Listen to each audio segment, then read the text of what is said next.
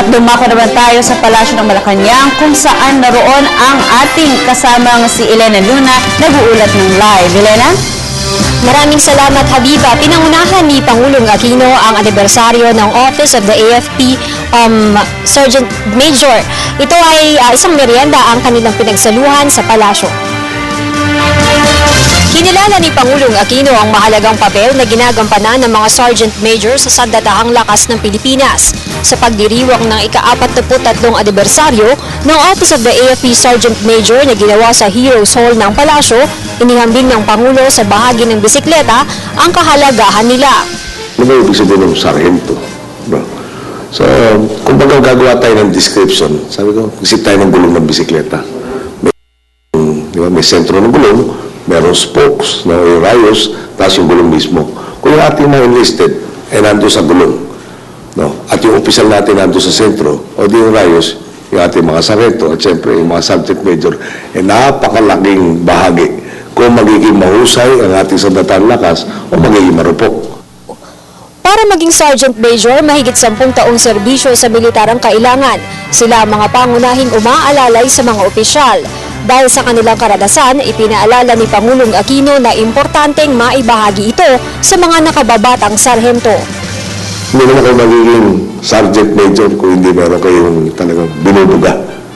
Okay. Pwede nyo isarili, pwede nyo ibahagi.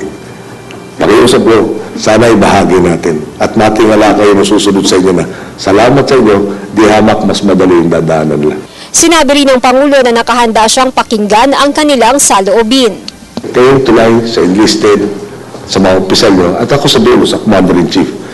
Hindi pwedeng sasabihin nyo sa akin yung palagay gusto ko marinig, o yung palagay nyo gusto ko marinig. Wala mangyayari sa atin nun. Kailangan malaman ko sa inyo yung totoo. No? May problema kayo, no? Kung reasonable yung hinihirit nyo. Habang ginagampanan ng mga sundalo ang kanilang tungkulin, tiniyak naman ng Pangulo ang patuloy na pagtutok sa modernisasyon ng AFP. Sinabi ng Pangulo na ibibigay ng gobyerno ang mga tamang kasangkapan para maging dalubhasa sa sagupaan. Hindi rin titigil ang gobyerno na bigyan sila ng pagkalinga tulad na lamang ng pabahay. Hindi mo na ako magsasabi sa inyo kailan natin mapupuno yung kakulangan nyo. Pero gusto ko lang i-check sa inyo na hindi tayo titigil doon. Habang gumaganda yung ekonomiya, habang gumaganda yung pagpalakad ng gobyerno, dumadami yung kapasidad natin magawa yung dapat gawin. Sa isang taon, aabot na sa 52,000 ang housing units para sa AFP at PNP. Katumbas ito ng 20% ng kabuuang pwersa ng mga sundalo at pulis sa bansa. Ngayong araw, Habiba, ay nasa palasyo lamang si Pangulong Aquino. Ayon sa schedule na binigay ng PCOO, alauna ay nagsimula na ang meeting ni Pangulong Aquino kasama si Executive Tito Ochoa Jr., Secretary to the Cabinet Jose Rene Almendras at mga opisyal ng DENR at PCDSPO.